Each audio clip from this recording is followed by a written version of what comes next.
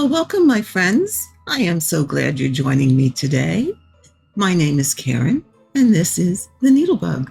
If you're new here, thank you so much for clicking on this channel and giving it a try. Hope you find something that you like and will come back often. If you're a subscriber, thank you so much for subscribing to the channel and coming back and putting up with all that goes on this channel, because you just never know what you're going to find. And for my VIP members, thank you so very much for joining the channel and all your encouragement and support throughout this long journey. So thank you so much.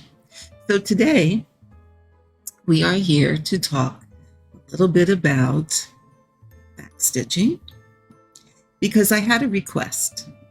As some of you know, my sampler of Pandemic is making its rounds to be completed.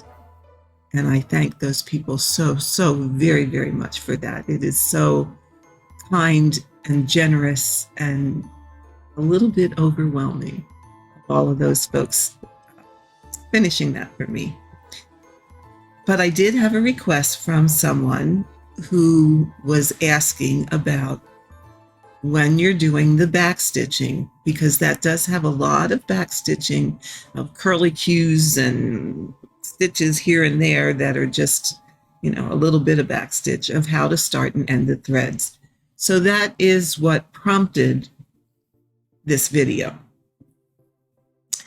And I thought, well, as long as I'm going to do a video on how to start and end threads, I may as well add some other things to that. Instead of having a 2-minute video, add some other things to that. So today we're going to talk about backstitching, and of course, how to start and end, and what are the uses of backstitching.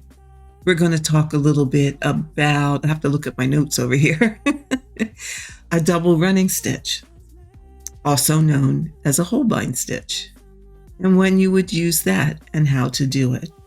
And then the last thing we're going to talk about is how to do a reversible cross stitch. Don't always want to use that, but there are times that it is beneficial to use a cross stitch that is reversible.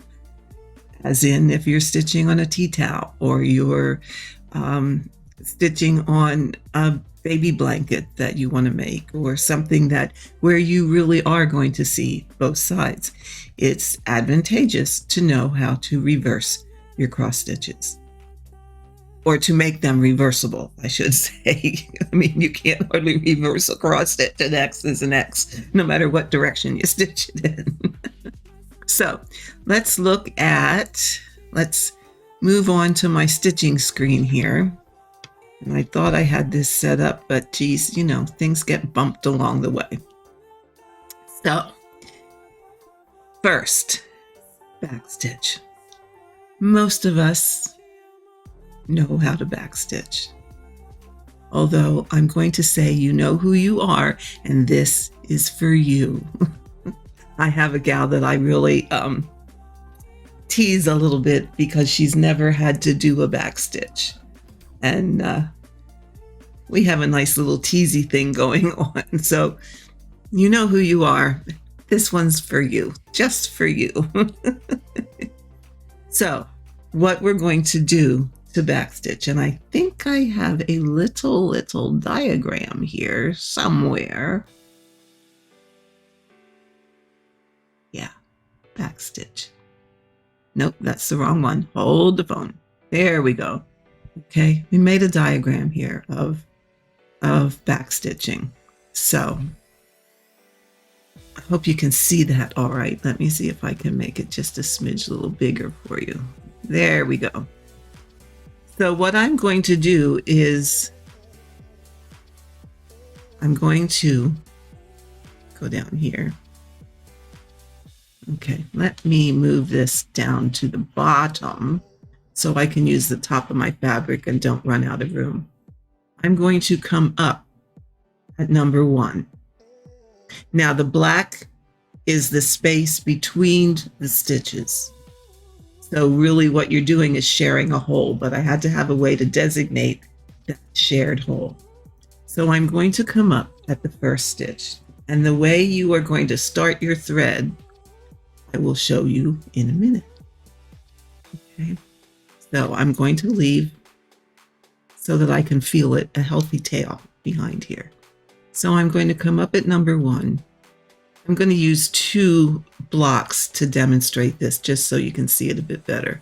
I'm going to go down at number 2. Okay, now you see the green line underneath?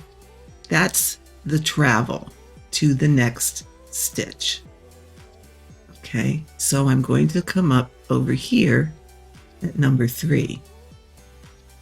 All right, but I'm starting a thread. So what I want to do in the meantime is on the back, I want to make sure my tail gets caught in this loop. So I'm going to lay the tail up, okay, so that when I pull this through,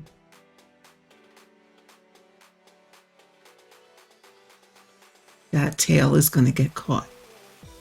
Okay, so let's go back around here. So I came up at number 3. I'm going to go back down at number 4. And I think I had my little arrows underneath a little bit wrong. Okay, so I'm going to go back down at number 4. I'm going to look at and then I'm going to come up 1, 2, 3, 4 at number 5. But as I do that, I'm going to go to the back again, check where my tail is, because I want my tail to be caught in this loop. So you're always kind of flipping your tail around so that it gets caught. So the next time I'm going to keep the tail up. Okay, so I'm going to go over to, sorry, this is a lot of flipping back and forth to show you how it starts. So I'm going to go over to, I'm back 2 again. Okay, I'm going to flip, make sure my tail is the right direction. And I'm just going to keep flipping that tail up and down so that it gets caught in these stitches on the back. And that's what hides your tail in your stitching. So you're always coming up away from your last stitch and you're going down into that last stitch. So that is how a basic backstitch is done. What do we use that for? You say, well, and most of you already know this, but it's a nice review for those that don't. Okay, so when you work it in, it just does, I'm gonna pull this through here because I missed it. It does make your back stitching or your back a bit thick.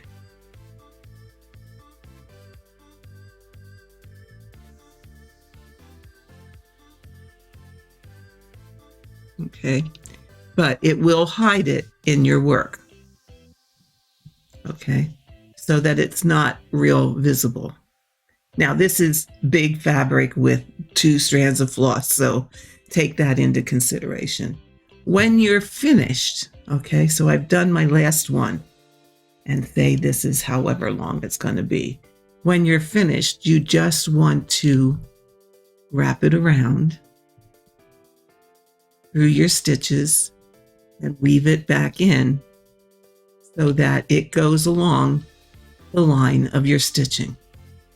Okay, and then when you're done, when you've weaved it far enough, you want to just cut it off very, very close. And that way it will not be noticeable. And that is how you basically start and end your thread when you're doing just the run-of-the-mill normal back stitching that we use to outline that we use to add extra detail to a piece. Mainly it's used to outline an area, to accent an area, to add accents. Like say you're stitching a ship, for example, and you've stitched the sails and you need the ropes for the sails. Those are probably going to be done in backstitch. So, we use backstitch a fair amount of the time.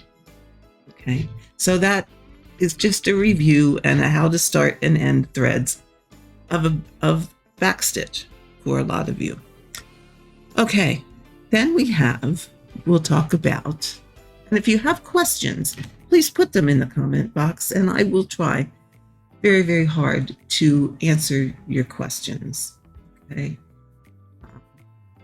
Like I said, this video was prompted by a question that I had, so let's expand upon that a little bit and talk about a double running stitch. Now, a double running stitch is also known as a Holbein stitch. And we know that a Holbein stitch is named because of Hans Holbein, who used this in a lot of Victorian clothing. You saw it on sleeves, on collars, maybe on the breastplate of shirts. It's what it was used a lot for. It is a reversible stitch. Okay, so it is the same on both the front and the back of the fabric. Now, I will tell you that a double running stitch, depending on if I'm outlining and what I'm outlining, I will use that instead of a backstitch. It's a bit easier to do, and it really does go fast if you're outlining something. Okay, so let's look at let's turn this one off. Let's look at what the Holbein stitch looks like. Okay, a Holbein stitch is done in 2 passes. So as you can see on that little diagram, the top row is the first pass. And the first pass is you're going to just stitch every other stitch. And this is why I like it if I'm outlining something, because I can do that as a sewing method. Okay, you can just go along and sew every other stitch around the area that you want to backstitch. Okay, do I need to still here, bring it in just a smidge closer, so you can see this a bit. There we go. You can see it a bit better now. Okay, so we're going to do every other stitch. All right, so that's just the straight running stitch. Okay, when do you use this? Well, you can use it, as I said, to outline. You can use it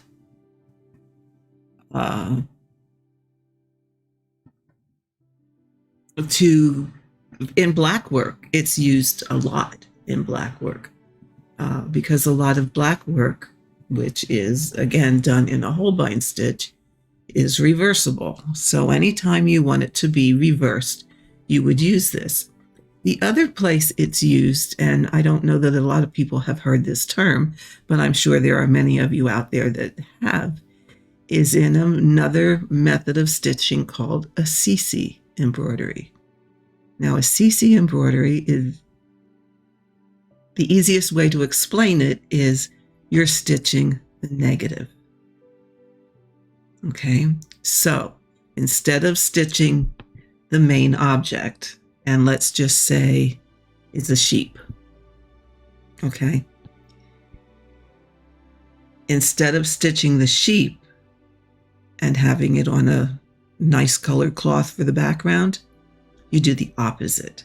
You stitch the background, and then you'll use a double running stitch to outline the sheep, and that area will be unstitched. Okay, so it's really stitching the negative. It's a very beautiful form of embroidery too. I have not seen it used. In my experience, I've not seen it used all that often. A lot of times when I have seen it used, it's in a sampler. Okay, so to complete a double running stitch or a Holbein stitch, you have to take 2 journeys.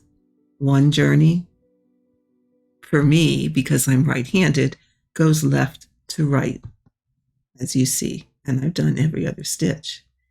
To come back, now I need to come back from right to left, and really it's just a matter of filling in the blank. Now, I'm going to tell you a secret.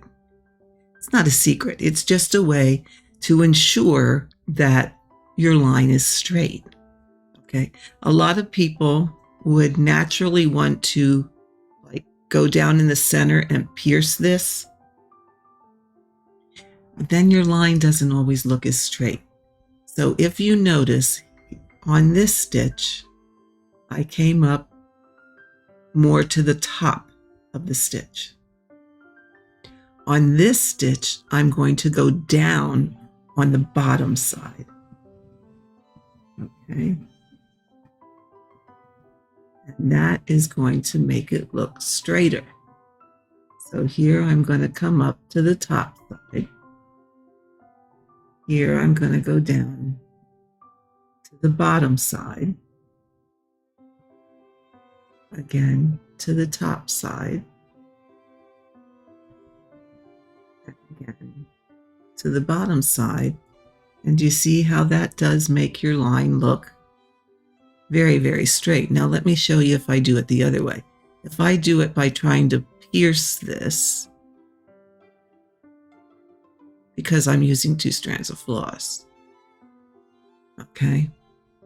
And then I'm going to try and pierce this. That one wasn't too bad. But say I always came up to the top on the top side of the stitch. That's just the way moving through it.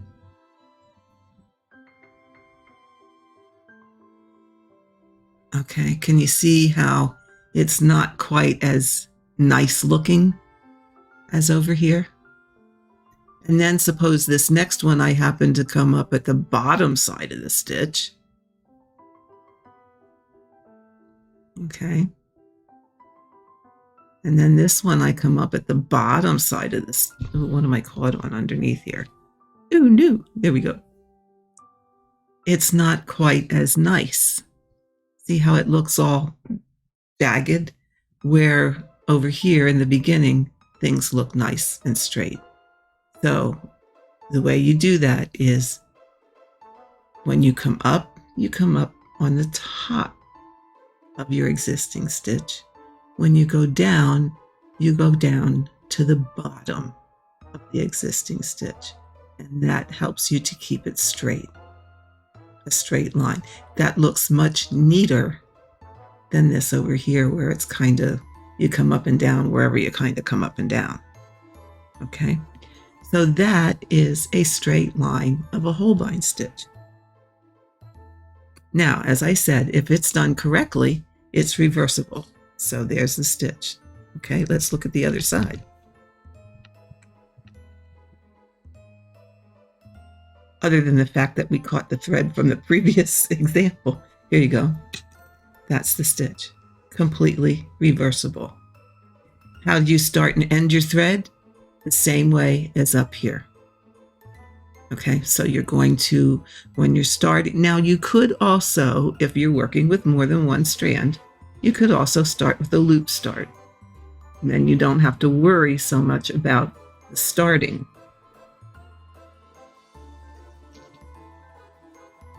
Where'd my needle go? Okay. The ending would be just the same as you did on the top one. It's just going under.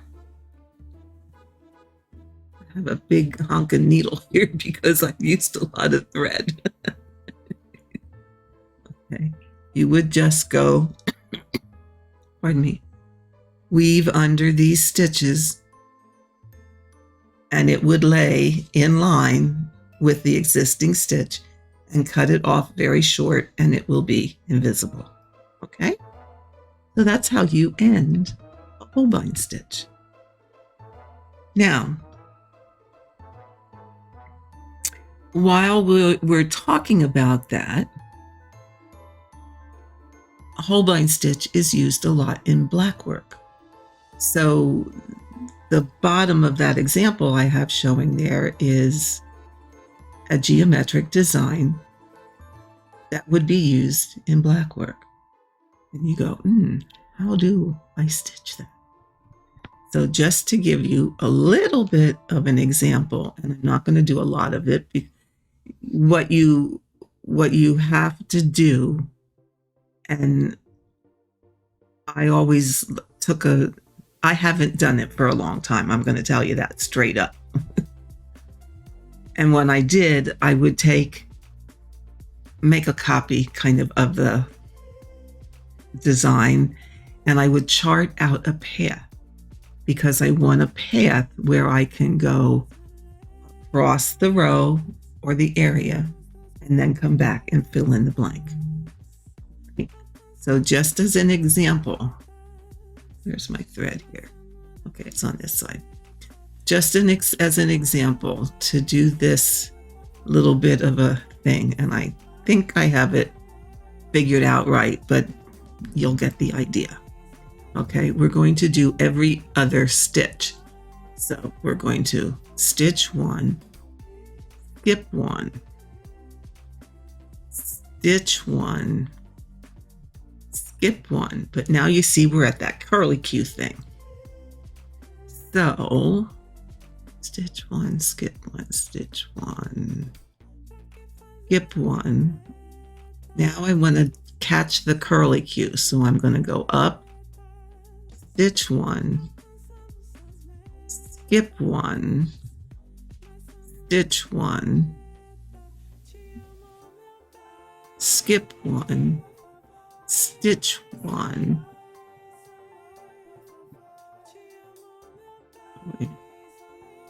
stitch one, skip one. I went too far here. Hold on. Okay, up, over, over, diagonal, stitch one, skip one, stitch one, skip one, stitch one. Okay, now I'm at that little dubulator that goes down in the center of that curlicue. So now I need to get back to my original line that goes up. So I'm here. I'm going to go back here. And then my next way backwards is to go here. So I'm going to stitch that one. I'm going to skip this one. I'm going to stitch this one. I'm going to skip this one. I'm going to stitch this one and skip this one. Okay, stitch that one, skip this one. So do you see how you have to plan your route to go around so that you can get back to the area? Okay, now what I'm going to do here is this. Because I want to go as far on this path as I can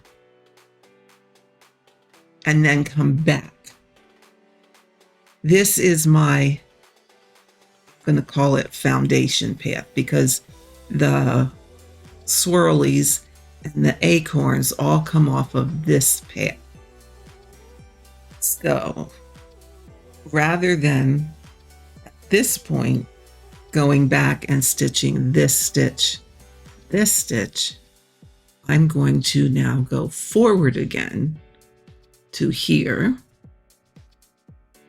Okay, because when I come back, I'll skip this one stitch here, skip stitch, and that'll get me back to the beginning.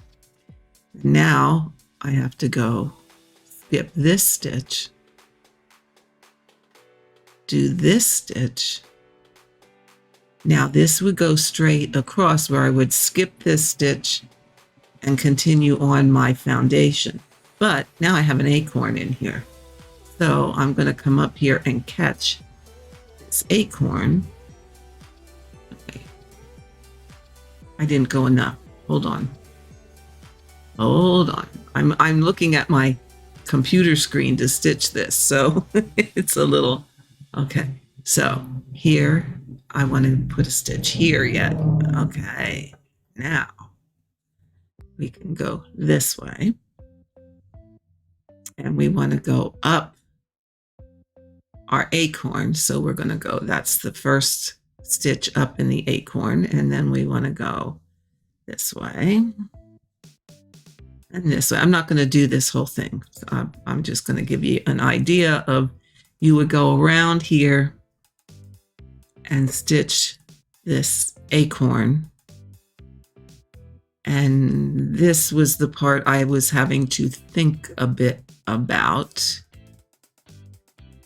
But I want to catch those two little points that go down and designate the top of the acorn.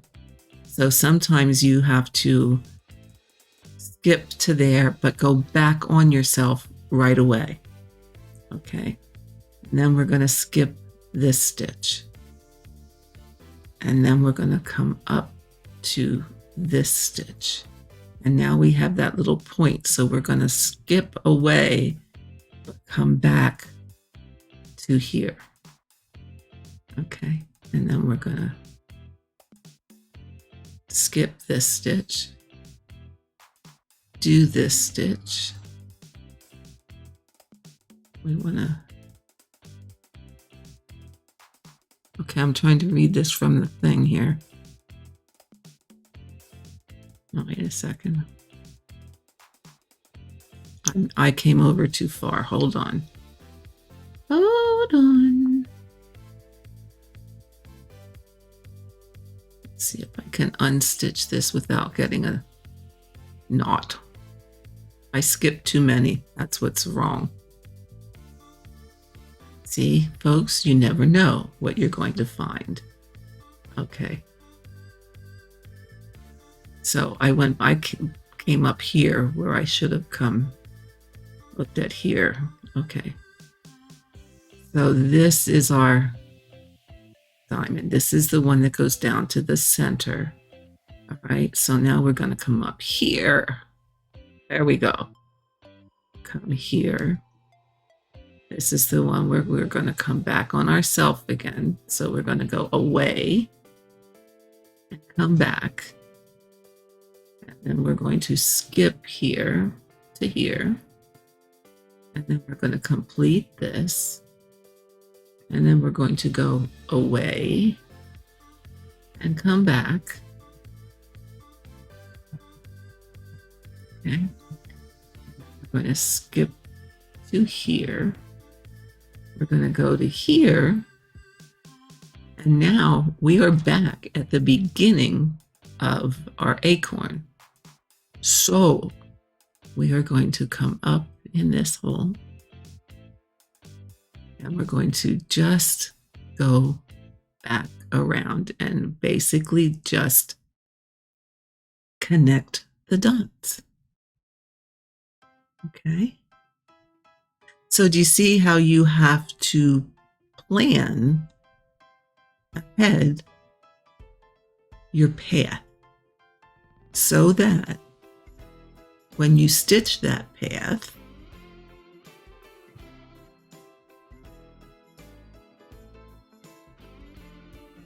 okay, you see you have your acorn. And now we're going to go back down to our main, and then this will continue across to the next set of, this is all I charted, so I don't know what's next. But then when you see what this looks like, okay, now when we flip it over, we have the same thing. Okay, these blanks are going to get filled in on the way back. But if you look at your swirly, it's all filled in. If you look at your acorn, it's all filled in. You have an acorn. So it is completely reversible on both sides. Is a Holbein stitch, and that's what is often used in black work. It's challenging. It's kind of fun. Okay, it's kind of fun. So that's how you do that. When you look at a black work design, look at it in the sense of, okay, how can I travel through that design every other stitch and then be able to come back and fill in the blanks, because that's what you want to do. So the last thing that I want to talk a little bit about today is how to make your cross stitch, oh, that was noisy, reversible. Okay, how do I do the X? It's reversible. Now, on a big project with lots of color changes, it's probably not going to happen. Probably not. But if you have an area that's a block of color, for example, that's what I'm going to show you today. Or you want to stitch a plaid. I don't have it handy, but and some of you probably don't remember, I had designed a sampler when I took some classes and it required an area that was a plaid. I used this reversible cross stitch to do that. Okay. So to make your X's reversible, what you're going to do is it's going to require several trips back and forth. Because your first trip, what you're going to do is the first half of your X in every other stitch. Okay? So you're going to do the first half like this, every other stitch. Because bear in mind, think about how your thread travels on the back. If I'm stitching here and I come up here, my thread on the back is going this way. Okay, same here. So you got to think about the back of your work and how that thread travels. All right. So this is trip number 1. Okay. Thread's getting short here, so I'm gonna do this one yet, and then we will go backwards. This is trip number 2. You're going to cross these X's. Okay. So this is trip number 2. Now, I'll go a little faster here and do this as a sewing stitch.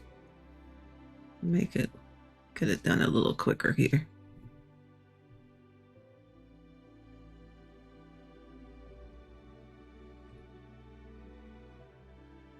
Okay, so now we have a row of X's, every other X on the front.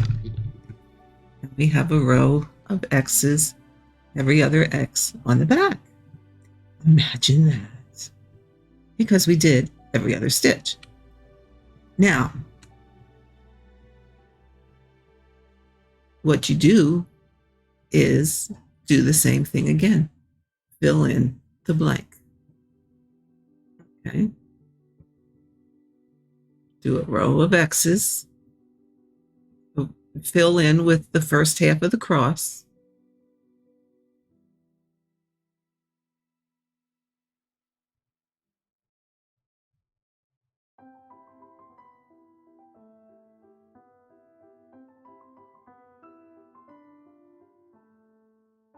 okay, and then go back and cross them.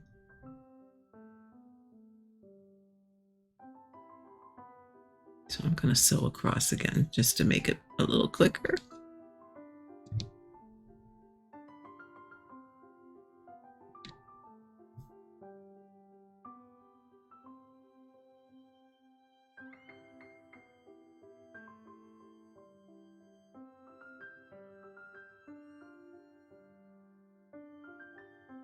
Okay, so now we have our row of X's, and on the back we have a row of X's.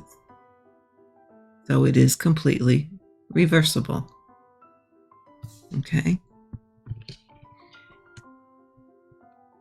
And like I said, you would use this if you're doing things like maybe a towel, a tea towel that you want to have it the same on both sides, or maybe something that you're going to use and people are going to see the back. You would do this type of stitch.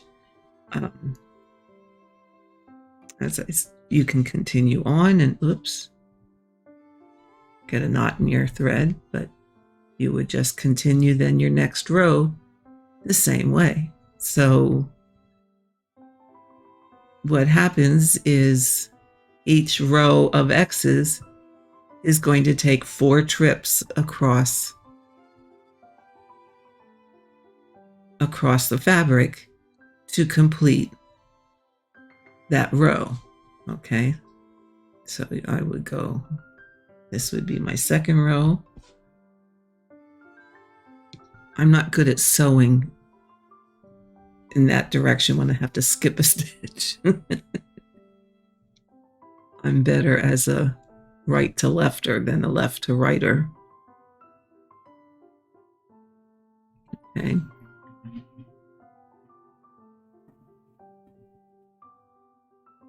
And then again, you would do the same thing.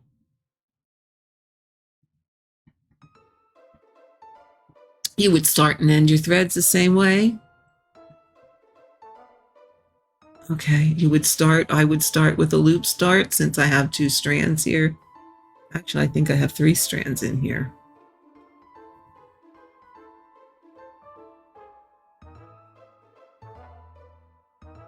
Okay, and I think I have enough to go back. My thread's running out. Don't want to unthread it. Okay, so then I would go back.